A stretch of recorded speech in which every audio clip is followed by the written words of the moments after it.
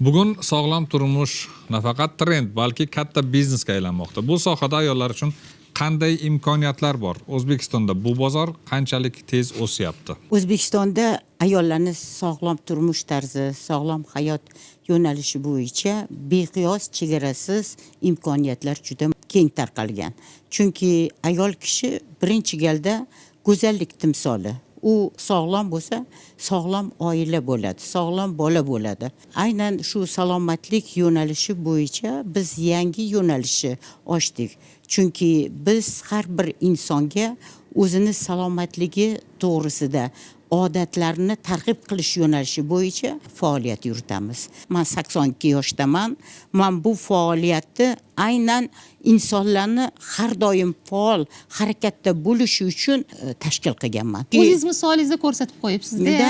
Chunki har bitta inson mana kredit oladi, kreditni oxirigacha yetkazib bera olmaydi, to'la olmaydi. Ayollarni o'zi tug'ilishidan ichida tadbirkorlik elementlari jo qilingan. Ular bir maqsadni agar ko'zlasa, albatta uni oxiriga yetkazadi.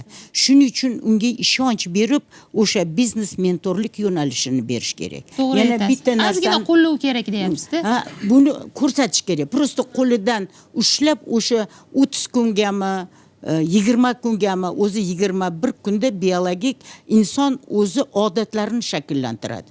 Ana o'sha shakllantirgancha o'sha biznes mentor mana hozir tizim qilishyapgan ekan bankda kredit berishdan oldin albatta uni maqsadini aniqlash kerak. Jahlda qilyaptimi kimgadir ko'rsatishga yoki aniq uni oilasini iqtisodiy ta'minoti uchun qilyaptimi yoki bolalarini sog'ligi uchun qilyaptimi, nima uchunligini aniq bilish kerak. O'sha sizda taqqoslash imkoniyati bor ekanda, 82 yoshdasizda.